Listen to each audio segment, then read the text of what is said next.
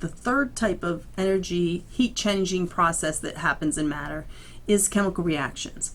Energy is needed to break bonds, and if I make bonds, I release energy. And so, but a lot of chemical reactions involve both breaking and making bonds.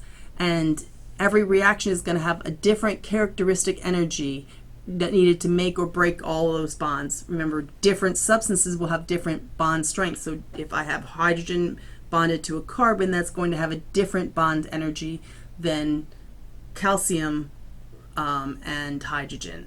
So I need to look at those different pieces of information. We're going to call the energy, if it's happening at a constant pressure and there's no PV work involved, I'm going to call this energy the enthalpy of reaction. So H is referring to enthalpy, and delta H means the change in enthalpy that happens as I go from reactants to products. Again, it's positive when the reaction or the system is absorbing energy from the surroundings to occur. It's negative if the chemical system, the reactants and the products are releasing energy to the surroundings. And that would be an exothermic. So I can use the sign of the enthalpy of reaction to determine whether it's an endothermic or an exothermic process. So the formal definition of enthalpy, and again, I can rarely calculate the enthalpy of a system that's not involved in a change. Typically, we're using the change in enthalpy, the delta H, not the H itself. But it is equal to the energy of the system plus the pressure times the volume. And it is a state function. Well, we didn't really talk much about state functions, but the idea is it doesn't matter if I start at one enthalpy and end at another enthalpy. It doesn't matter how I got there. I'm always going to end up with the same change in enthalpy. So if I do if I had gone by different forms, I can have a variety of the order of which I break and make the bonds. And it doesn't matter, the energy change is going to be the same regardless. So in enthalpy, again, at constant pressure, the change in enthalpy of the system is equal to the energy flow as heat. I don't have to worry about the work energy, I'm just worrying about the heat energy. And so I can use calorimetry, for instance, to calculate that heat energy. The heat of reaction and the change of enthalpy are going to be used interchangeably because if it's at constant pressure, they are the same. And the change in enthalpy is going to be given by if I know the enthalpy, the sum of all the enthalpies of the products minus the sum of all the enthalpies of the reactants, I will get the change in enthalpy. And this is pretty helpful because we're going to use this. If I can look up what are the total enthalpies of the products using heats of formation, this is going to be something I can calculate the change in enthalpy. So delta H is positive when the enthalpy of the products is greater than the reactants, and it's negative if it's in the reverse situation. If the products have less enthalpy than the reactants, I'm actually going to release energy. So we do talk about constant pressure calorimetry, and in constant pressure calorimetry, I can use a calorimeter that is not going to change pressure. So meaning I don't have it enclosed. If I have a coffee cup, the pressure remains at room pressure the entire time.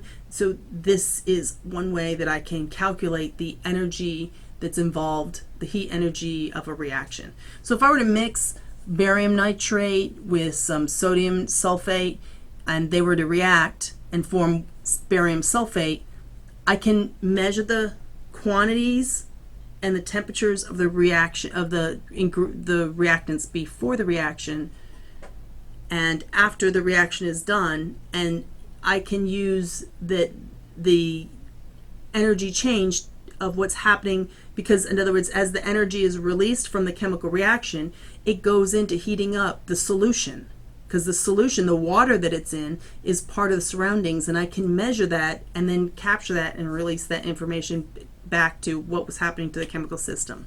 So I can assume, again, this one is assuming that the calorimeter absorbs only a negligible quantity of heat, so that all of it's going into heating up the water or the solution, and it's telling me a heat capacity of the solution.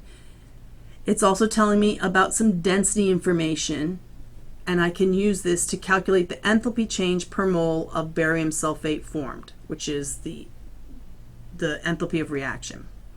So I'm looking for delta H per mole of barium sulfate formed. I have all these informations available. I'm looking for, whoops, that's the chemical reaction kind of got written over. The net ionic equation for the reaction, you can't see it, but it's barium 2 plus sulfate ion forming barium sulfate solid. And I would not have, the sodium ion would be, and this nitrate ion, it turns out to be spectator ions. So since the temperature is increasing, I'm expecting this is exothermic. So the heat of reaction is going to be the heat that is lost from the system. It's not necessarily lost because it was a hot object, it's lost because it's releasing energy to the system due to a chemical reaction. The solution is then gaining all of that energy. So the heat evolved by the equation is the specific heat capacity, is the heat absorbed by the solution, but I know that that's the mass times the specific heat times the increase in temperature. So I can use what I understand about temperature change to determine how much the solution gained energy from that reaction. So I do need to do a conversion because they gave me volume in liters. I need to use the density to I need to convert to milliliters and then use the density to say, okay, 2 liters is really 2,000 grams of solution. And I would then need to determine from that the final and the temperature, the initial temperatures, that it was a total change of 3.1 degrees Celsius. And now I can plug that into my Q is equal to M times specific heat times delta T. And I find that the heat that was absorbed by the solution was 2.6 times 10 to the 4th joules. But remember, that heat is the negative of what was lost. So I'm going to, that's where my negative sign shows up, is that when I'm referring, this is the heat that is gained by the solution, which is equal to the heat lost with a negative sign from the reaction. Now the only other thing that I would need to do is determine how many moles of solid barium sulfate was formed so that I could put this per mole of reaction.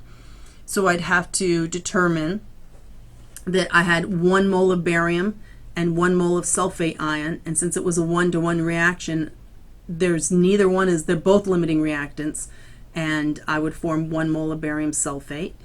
And per mole, then that means that I have negative 2.6 times 10 to the 4 joules per mole, or negative 26 kilojoules per mole, would be the enthalpy of this reaction. And so I can use calorimetry, where I'm saying what's happening to the surroundings of the calorimeter and the solution based off the system releasing energy to it, to be able to determine this. If the energy, if I put some reactants in that it was an endothermic reaction, the process, the calorimeter and the solution could cool in temperature, and I could still do this. It would just be a sign difference. I could also do this for something like combustion of methane using what we call heats of formation. And the idea is that I'm going to take my reactants and I'm going to break them down into elements. And then I'm going to reform them together as products. And I have something called the enthalpy of formation. So the enthalpy change for a given reaction can be calculated by subtracting the enthalpies of formation from the reactants from the enthalpies of formation from the products. I will need to consider coefficients. If I have something as the standard enthalpy of formation per mole and I need 3 moles of a substance, I will have to multiply those enthalpies of formation by the coefficients. And since elements don't take any energy to form because they're already in, that's how they exist in the beginning, elements have a enthalpy of formation of 0, and so I'm not going to include those. When a reaction is inversed, I will see that it's going to be the delta H is the same, but its sign changes because, again, it's just the reverse process. and I'm going to use the balanced equation for the reaction. The value of delta H for that reaction must be multiplied by the same integer. So if I see this happening on a larger scale, I'm going to scale it up. So the overall equation is that the standard enthalpy of a reaction, and the 0 here refers to it being a standard process, is going to be the sum of this is the coefficients of the products times the delta H of formation. This F means the heat of formation of the products. So I will add that all up minus, I'm going to do the same thing for the reactants. This is a complex mathematical equation that might be easier saying that I'm going to sum the heats of formation of all the reactants with each multiplied by their coefficient and get this value, and then I'm going to do the same process for the reactants, and I'm going to subtract it from the value of the products. I do want to remember that elements have to be in their standard states, have 0 delta H of formation, and so they drop out of the equation. So here would be a specific example. Using enthalpies of formation, calculate the standard change in enthalpy for the thermite reaction. And they're telling me that this is 2 aluminums plus iron oxide plus aluminum makes aluminum oxide and iron.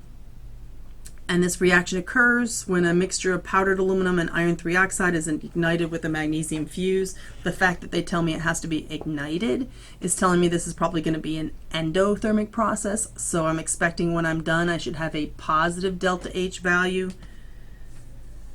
So I have to go looking up heats of formation on a table. And you'll find this on OWL. They have under the references section an area for this.